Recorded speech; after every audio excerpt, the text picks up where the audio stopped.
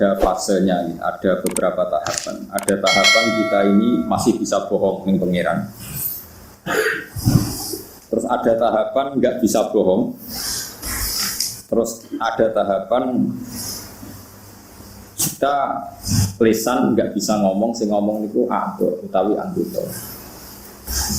Ini masalah-masalah yang jadi perhatian Ibnu Abbas. Ibnu Abbas ngendikan ada seorang penanya tanya beliau, ya Ibnu Abbasin, saya ini baca Quran banyak min awali hatta akhirihi, dan sebagian yang saya baca itu wajadtu fihi al-ikhtilaf. Di situ banyak pertentangan.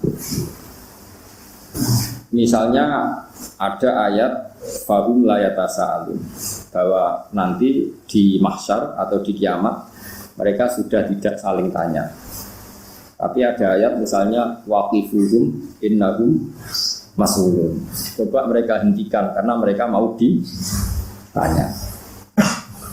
Terus ada ayat-ayat yang mereka itu sudah sama sekali tidak bisa jawab. Misalnya ayat al-yawma nakhtimu ala afwahihim wa tukallimuna aydihim wa tashhadu arjuluhum. Tapi kata ayat nomor itu wa qalu li juludihim lima syahidtum alaina qalu antaqana Allahu alladzi antaqa kulla syai'in wa huwa khalaqakum awwala marrah. Niki rumakna tenan. Jadi manusa niku bodoni niku digawa mulai teng dunya nganti teng akhirat itu pangeran nak karepe dibodoni. Lan ketika mereka dituduh atau ditanyakan apakah kamu syirik, mereka masih jawab wallahi rabbina ma kunna musyrikin. Demi Tuhan kita ini tidak melakukan syirik. Ini rumah tenang, ini ketemu jawabannya. Tapi kadang-kadang mereka itu terus gak bisa bohong. Jadi itu yang disebut la yatakallamuna illa man adzina lahu rahman wa qala lahu sowan. Terus ada saat-saat mereka itu sama sekali lisannya tidak bisa ngomong. Jadi yang disebut al-yawma nakhtimu ala afwahihim wa tukallimuna aydihim wa tashhadu arjuluhum. Terus kata Ibnu Abbas, la yahtalifu alaikal Qur'an. Quran itu jangan menjadikan kamu anggap khilaf. Tiga-tiganya itu terjadi dalam waktu yang berbeda. Terus ini penting bagi peneliti tafsir bahwa setiap ayat yang berbeda itu pasti tahapan-tahapannya berbeda dan konteks-konteksnya juga berbeda. Terus perbedaan itu bisa menjadi hukum yang digeneralisir, yang bisa massal, bisa menjadi hukum yang waqi'atil hal hanya dalam konteks itu. Wong ngono wae nganti kowe paham. Ora ketemu pangeran dan langsung swarga. Ini mboten guyon. Misalnya begini. Ada ayat misalnya di surat Taubah, surat yang jelas akhir. Artinya kalau akhir itu dalam ilmu Quran dijamin tidak mansukh, bahwa ayat ini berlaku, tidak dinasak. Ada ayat wa in ahadun minal musyrikin astajaraka fa'jirhu hatta yasma'a kalam Allah. Jika ada orang kafir ingin belajar Quran dengan kamu, ya enggak apa-apa ajari Quran sampai mereka mendengar kalam Allah. Kalau mereka siap belajar kalam Allah dan mau ngaji sama kamu, ya enggak apa-apa. Dijak ngaji. Tapi aja kan nafsiri Quran, paham ya, mau ngaji tok. Summa ablihu makmana, dan harus kamu jamin keamanannya. Oke, itu juga konteks. Ada konteks yang demikian. Tapi para ekstremis yang diapalo kan mau ayat pokoknya nak ketemu kafir faktul musyrikina haitsu wajadtumuhum wa khuluhum wa huruhum wa audulahum ulama. Pokoknya kalau ketemu orang musyrik itu bunuhlah mereka, kepunglah mereka, bidik di mana saja mereka berada. Jadi wa audulahum ulama. Itu juga ada konteks yang seperti itu. Tapi ada konteks wa in ahadum minal musyrikin astajaraka ya fa'jirhu. Terus ada konteks lagi misalnya zaman awal Islam, nak kita beda agama ya lakum dinukum waliyadin. Kamu ya agama kamu waliya lan kedua insun dini kaya agama insun. Kamu jangan ngira bahwa 3 ayat ini beda-beda. Ya seperti itu, ada konteksnya, ada muqtadul hal. Ya, ada muqtadul hal. Nah kemudian yang menjadi penelitian para mufassir itu satu, apakah setiap kejadian itu bisa digeneralisir atau waqi'atul hal? Memang kejadiannya saat itu ya seperti itu, tapi tidak menjadi hukum yang bisa menjadi makis aleh, menjadi general untuk yang lain, menjadi kias. Misalnya begini, wonten iki ben wong sing sok tafsir ngertos. Narang alim merasa kecangkeman kan, narang alim merasa kecangkeman. Misalnya Nabi di hadis sahih ngendikan ada lelaki, sebagian riwayat itu perempuan. Dia itu lonte wong nakal. Bareng dia merasa kehausan terus ketemu asu ning dalan. Asune melet-melet terus pokoke ditafsiri iku kehausan terus dia nyemplung ning kali ning gone apa sumur tengah Arab Pak. Angel sumur. Dasar wong rapi yai nganggo sepatu but ngoten terus mek banyu dicopot. Nek sepatu ini dicopot terus dia munggah ngeranggeh munggah. Walhasil sukses mengambil napa? Akhirnya perjuangan tenan. Bareng diobekno asune terus Allah matur nuwun mergo hambane sing rupane asu niku diombeni lonte wae. Terus di sepuro dosane zina. Kamu tidak bisa mengkiaskan nak ngono lonte itu di asu 10. Mergo ngombeni asu sitok wae di sepuro apa meneh nak 10. Iki geblek nak. Iku waqiatul hal. Wong iku ngalami kejadian ngono, tapi ora iso mbok kiasno. Terus pokoknya bar ngaji, asu sitok Gus mun saged sepuro pengira. Lu gadah sedoso. Ora iso. Mergo nak sitok mari di sepuro, nak sedoso. Luwe? Mestine nak kaapian iku nak sitok apik, loro luwe apik, telu mesti apik. Tapi dari Imam Ghazali, yo nak kaapian iku contone ngono. Nak contone obat. Overdosis. Urip ta mati. Jangan-jangan di setiap hukum sing diutarakno Quran utai Kanjeng Nabi itu tidak semuanya bisa dikiaskan karena itu waqi'atul hal. Memang saat itu ada kejadian seperti itu dan Nabi komentari seperti itu, tapi tidak berlaku untuk umum. Nah berlaku untuk umum terus sampai ngeten, semua riwayat itu asu, buatan kucing, buatan pitik. Terus kowe ra iso ngiasno ngrumat asu, iku mau dobeni tok. Padahal asu ku tak tukokno makanan sing ning toko. Wah, tambah di sepuro besar. Ora iso. Amalane iki. Wong nak ra bakat ulama, ora usah kecangkeman. Mereka mengkaji Quran hadis yo angel tenan. Niku angel tenan. Sing ra kangelan yo mubalek, kok pelang-pelang sak karepe dhewe menyerapati mikir. Nak fatwa ini sering kula kritik. Nak pidatonya kula seneng, menjadi lucu ya. Tapi nak fatwa ini kula kritik. Mergo beda. Tradisinya ulama dengan khutbah atau dengan ya pokoknya dengan khutbah itu beda. Kalau ulama itu setiap hukum sing diutarakno apa niku disambung kaya hukum eksak, kaya hukum matematika. Misalnya ngeten sampai tak bedheki. Cara sampean Abu Jahal itu mendustakan Rasulullah apa enggak? Enggak, sampean jawab saja. Mendustakan. Yakin? Abu Lahab mendustakan. Nah, cara ulama mboten. Abu Jahal sama Abu Lahab itu enggak pernah mendustakan Nabi. Dia hanya punya hitung-hitungan politik. Kalau saya anut Muhammad, aku biasa pemimpin menjadi tim. Tapi hakikat mereka tahu kalau Muhammad itu orang yang benar atau figur yang benar. Ini yang disebut hasadam min indi anfusihim min ba'dima tabayyana lahumul haq. Bahwa orang-orang kafir Mekah itu disifati Allah tabayyana lahumul haq. Kebenaran begitu nyata di mereka. Kebenaran begitu nyata itu mendustakan apa enggak? Apa taslim? Iman. Taslim. Malah sebagian ayat diterangno qad na'lamu innahu la yahzunukal ladzi yaquluna fa innahum la yukadzibuna.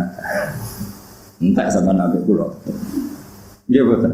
Aku ngerti mak, nak kowe itu tersiksa mergo komentare wong kafir. Dewe apa fa innahum la yukadzibuna. Hakikatnya orang kafir itu tidak pernah mendustakan kamu. Walakin nadzalimina bi ayatillahi yashhadu. Tapi dasar mereka itu juhud. Saman saya logika wae, bagaimana mungkin orang punya akal waras kemudian mengatakan berhala yang dari batu itu Tuhan. Kemudian menantang Tuhan yang menciptakan langit bumi, ketemu akal atau orang? Enggak ketemu, wong paling gendeng lah. Iku tetep ra ngarah nek di waktu niku. Pangeran. Dengan kekuasaan kaya pangeran sing gawe langit. Malane gawe Allah fa innahum la yukadzibunaka. Bagaimana konsep Muhammad Tuhan satu yang menciptakan langit bumi diperbandingkan hanya dengan teori bahwa batu itu Tuhan. Enggak mungkin. Kan enggak levelnya. Yang satu jelas benarnya, yang satu jelas salahnya. Terus kemudian kita berpikir ulang, bagaimana mungkin yang mengajak menyembah batu punya pengaruh mengalahkan yang mengajak menyembah Allah. Gak ketemu mana. Nah itu tradisinya ulama meneliti sampai seperti itu. Makanya kesimpulannya adalah kebenaran absolut adalah kebenaran yang musuh kita pun mengakui. Jadi itu fa innahum la yukadzibunaka. Hakikat orang kafir itu tidak pernah mendustakan. Tapi pura-pura mendustakan karena kalau mengakui Muhammad benar, dia dari pemimpin menjadi pengikut, menjadi dipimpin. Itu yang mereka dengar. Disebut hasadam min indi anfusihim min qadima tabayyana lahum. Tapi di beberapa ayat orang kafir dia diceritakan Allah bahwa mereka mendustakan para rasul. Makanya tadi mereka tidak mendustakannya dalam konteks apa? Paham ya? Mereka mendustakan dalam konteks apa? Ya sama, Nabi misalnya ngendikan wong sing ning omahe rumah asu, iku malaikat gak parek-parek. Lan ibadahe ditolak pangeran dihapuskan sekian hari. Mau ana cerita ngombeni asu di sepuro, saiki ana cerita ngrumat asu. Malaikat saja tidak mau dekat. Paham sih maksud ini? Ben sampean ngerti bahwa meneliti ulumul Quran itu rumit. Dan itu butuh ulama. Ulama saja jangan hanya baca tapi punya tradisi akhwal. Nah aku yang mau tok itu gendeng. Kaya wong maca tafsir Sawi, bariku maca tafsir Jalalain terus diperbandingkan tafsir Ibnu Katsir. Kalau dia tidak punya akhwalil ulama, malah jadi setan. Keman ta'alama bila sayyidin fasaihu binamu setan. Makanya ada cerita unik. Jadi ulama di sini yo rada unik, yo rada beling dan belingnya ulama. Ono ulama jenenge Ahmas, wis gak priyayi, senang masjid, labine dicoplok. Barang labine dicoplok nu guntingi bulu ketek. Napa cara mriki kelek niku? Pokoke bulu ketek, itu guntingi. Temenan ning jero masjid gak kelambenan. Sing pas itu ono mubalek pidato. Zaman itu Ahmas itu terkenal lah populer. Terkenal. Oleh pidato ini haddatsana ini termasuk haddatsana Ahmas ini terus cerita fadilah sholat macam-macam. Terus dari ini Ahmas, kamu jangan mendengar mubalek itu, dia itu bohong. Terus setelah itu mubalek itu nggak tahu kalau itu Ahmas. Ala tastahiyya syekh, kamu apakah nggak malu di depan orang banyak di masjid? Kenapa ini bulu ketek di depan umum? Boyo disin barang. 5 ada. Kenapa saya harus malu? Anak fi sunnatin wa anta fi kisbin. Termasuk sunnah, termasuk fitrah adalah guntingi bulu ketek. Anak fi sunnatin. Kowe bodoh. Kok bisa saya ini mubalek saya pidato? Anal Amas. Kowe muni haddatsan al Amas, anal Amas sing jenenge Amas ya aku iku. Kowe muni murid aku ora kenal kowe. Ini penting kula aturaken karena sekarang orang itu meneliti Islam itu tidak pakai guru, sehingga cara memahami dia tentang nahi mungkar atau tentang amar ma'ruf, tentang apa saja itu tidak punya akhwalul ulama. Makanya kalau menjadi ulama tradisinya selain memegang beberapa literatur atau marujah kitab-kitab shahihah, al-kutubus shahihah, juga ada akhwalul ulama. Akhwal itu satu perilaku konsensus yang diyakini antar ulama. Bisa ulang lagi, yang diyakini antar apa? Diyakini antar ulama. Ini penting kolaborasi karena ulama itu punya guyonan banyak yang kita tidak pernah tahu. Misalnya begini, ono wong senengane ngerasani wong. Nah, gue santri amatir terus ngrasani wong itu dosa ngene. Tapi ulama itu punya pikiran begini. Ana wong misalnya jadi lonte atau maling, sudah dirasane wong sak desa. Gara-gara kesalahannya sering dirasani dia jatuh, enggak dihormati di masyarakat situ. Nah, ulama itu takut, ngrasani hukumnya piye, Mbah? Ya dosa. Lah jenengan nonton yang ngrasani gak boloroi. Ciri utama maksiat itu adalah dia jatuh. Lahum fid dunya khizyun, pasti karena dia lonte atau dia maling atau copet. Pasti Allah mentakdir ciri khas maksiat itu diantara hukumannya adalah jatuh di dunia dan jatuh di akhirat. Dan awal kejatuhan adalah jadi gunjingan atau dirasani wong akeh. Bagaimana Anda bisa mengharamkan sesuatu yang menjadi hukumannya Allah Subhanahu wa ta'ala? Ini ulama, sehingga dia ya tetap kalau tanya hukum yang ngrasani wong piye ya dosa. Tapi jenengan ana ngrasani kok menengahi. Ya menengahi. Ya ora mesti nerangno ndek, tapi kula ulama ngerti. Maksudnya iku ya pancen khase kesalahan ben dadi rasane wong ben jatuh. Lho umpama saiki ana lonte utawa ana maling, ana koruptor, gak ana sing beritakno, gak ana sing ngrasani, terus ora salah piye? Paham sih Bapak? Lha itu uniknya Rasulullah kadang nek ana ngrasani diseneni. Oh, jengke ngrasani dosa. Tapi kadang Nabi yo ngrasani. Ana wong bulet senengane apik tapi wong bulet jare Nabi bi sa'ul asyirah, wong kok eleke. Akhirnya terus ulama maling ngarang kita. Merasani itu haram kecuali 6 hal, 1 ini 2 ini. Nah, kowe ngapalo kan rasi. Jumlahnya nopo? 6. Nah, itu cara berpikir adalah apa yang dilakukan Nabi itu menjadi hukum permanen, apa enggak? Apa hanya waqiatul hal, memang hukum itu begitu, tapi enggak bisa diteruskan kayak kasus tadi apa? Kayak konteks tadi apa ini? Lonte, bagian atau bagian makan ini kok ngobeni nopo asu. Kowe ra iso kok mentang-mentang. Asu itu hewan kehormatan, sehingga sing ngobeni di sepuro. Padahal dosane gede lonte. Kowe ada nganti mafhum ngono neraka. Sing marahi sapa kowe di pemikiran. Paham ya? Tapi ora mbok mafhum kok goblok wong kok ora iso. Mafhum. Yus pokoknya menengah, pokoknya udah tahu kejadian. Mulanya ulama rata-rata wis koyo wong goblok. Pokoknya tahu ono kejadian. Wong mateni wong 99 di sepuro. Barang ono kiai muni ra di sepuro mateni nih. Satu. Jadi kena ulama tenan cerita, ono kejadian wong mateni wong 100 di sepuro pengiran. Tapi rasa mbok mafhum. Lah jenengan mateni piro? 5. Wah, enteng sing 100 di sepuro itu lagi kurang 95 ora iso. Mulane ngger ulama kok debat mbek intelektual rasane mergo intelektual iku goblok tapi gue pinter. Perkarane iku kabeh dianalisa. Tapi materine pas-pasan. Nah, ulama walian materine akeh saking udine pangeran ra iso omong. Dadi terus kok goblok. Nah debat terus koyo goblok. Tapi itu ulama. Ya karena kita punya perhitungan. Apa itu nyata? Misalnya rodok ya unik. Kayak Mustafa nak nyusu rondo itu jadi anak rondo gak? Setua ini. Enggak kan syaratnya bagi rondo enggak sampai umur kita 2 tahun. Tapi pernah ada satu kejadian jenis Salim itu dia mamaan. Salim mau laku depan dia mamaan. Ben dadi dulur rondo bukan nyusu kira setua mau dia Salim setua. Iku kabeh ulama tiap fikih ana bab rondo. Wa amma qisatu Salim. Nah ana cerita Salim solusine dirondokan. Kau coba nunjuk sementil soalnya diperes terus pikiran yang ngeres dan